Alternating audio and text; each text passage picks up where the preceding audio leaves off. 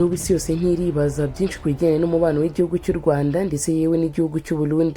Bino bihugu bisa nkaho bimeze kimwe mu buryo bw'imivugire n'ibindi bikorwa bitandukanye, gusa bikavugwa neza ko kubabarirana n'ibindi bikorwa nk'ibyo ari bimwe mu bikorwa bigaragara buri munsi. Gusa mu magingo angaya bimaze kugaragara neza ko hari umubano wihariye hagati y'igihugu cy'u Rwanda ndetse yewe n'igihugu cy'u Burundi. Nubwo amagambo menshi abanyapolitiki akomeza kwiyongera avuga neza ko bino bihugu bibiri byombi bidacana uwaka, gusa mu mateka y'isi no mu buzima bwa Afurika yose muri rusange n'ibihugu bibiri bivuga hafi ururimi rumwe kandi n'ibihugu byumvikana mu buryo bugaragara bumwe wese. Kuri uyu munsi rero tuyegura ku mateka adasanzwe ari hagati y'igihugu cy'u Rwanda ndetse n'igihugu cy'u Burundi.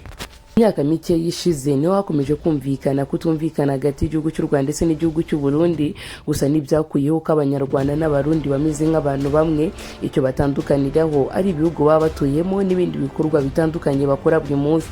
Ibi kandi n'ibyakuyeho ko abanyarwanda n'abarundi ari bamwe mu bantu bakomeye cyane, bafitanye umubano wa hafi utandukanye. Kimwe mu bintu rero u Rwanda rujya guhuriraho n'abarundi gikomeye cyane ni ururimi. Yego bamwe bavuga ururimi rw'ikirundi, abandi bakavuga ururimi rw'ikinyarwanda, gusa ntibibuza kugaragara neza ko abangaba icyo buri muntu wese avuze ashobora kuba yacyumva. U Rwanda n'igihugu cy'u Burundi nibyo bihugu byonyine byo ku mugabane wa Afurika bishobora kuba byavuga ururimi rumwe maze abantu bakabyumva nubwo batabivuga mu buryo bumwe.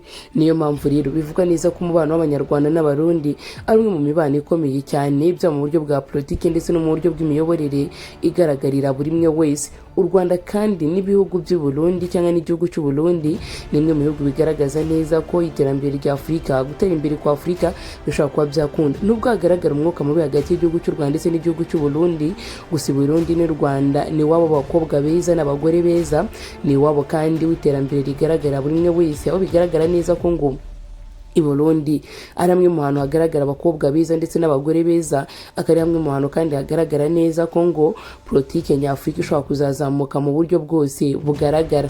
Bimwe mu bintu benshi bakomeza kwibaza naho kutumvikana hagati y'igihugu cy'u Rwanda ndetse n'igihugu cy'u Burundi byaturutse. Yego nibyo uyu munsi ntabwo ari byo turi buze kugarukaho.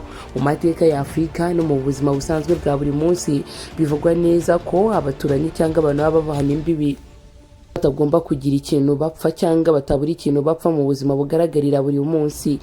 Gusa umubano udasanzwe w'iki gihugu cy'u Rwanda cyane cyane na Madamu Jeannette Kagame, twibuke neza ko umugore wa Perezida Paul Kagame, Madamu Jeannette Kagame byihariye we yavukiye mu gihugu cy'u Burundi, bityo bikaba byanatuma ibi ngibi bikomeza kuzamura umubano w'igihugu cy'u Rwanda ndetse n'igihugu cy'u Burundi cyose muri rusange. Nibirangira ahangaha kuko buri munsi hakomeza kugaragara iterambere, gukora cyane ndetse yewe n'imyitwarire igiye itandukanye igaragaza neza ko umubano w'igihugu cy'u Rwanda ndetse n'igihugu cy'u Burundi ari umubano ushobora kuzatera imbere, mu gihe abandi bakomeza kuvuga neza ko ari umubano ushobora kuzatuma ibintu byose bihindura isura.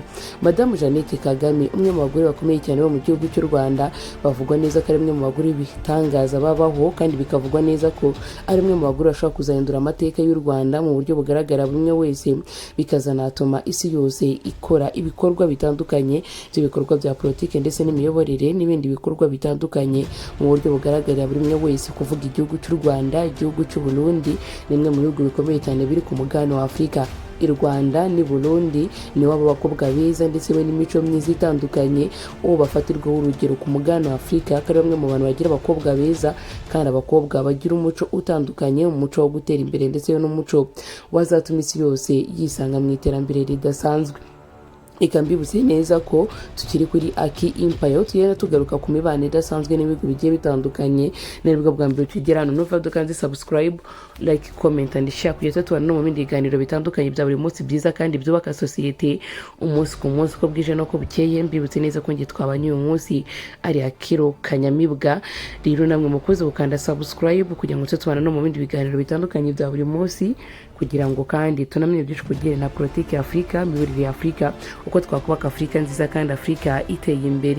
Madamu Jeannette Kagame ndetse na Perezida Evariste Ndayishimiye ni bamwe mu bantu biri kuvugwa neza ko bagiye kunga ubumwe bw'ibi bihugu bibiri byombi, bitewe n'inkomoko idasanzwe ya Madamu Jeannette Kagame cyangwa aho Madamu Jeannette Kagame yavukiye, bityo bikaba byanatuma ngo umubano w'igihugu cy'u Rwanda n'igihugu cy'u Burundi wongera kugaruka ku rwego mpuzamahanga. Mukoze kugira ibihe byiza rero, turabakunda cyane kandi Imana ikomeze kuba turindira ibaho umugisha kandi bane namwe umunsi ku munsi ko bwije no bukeye.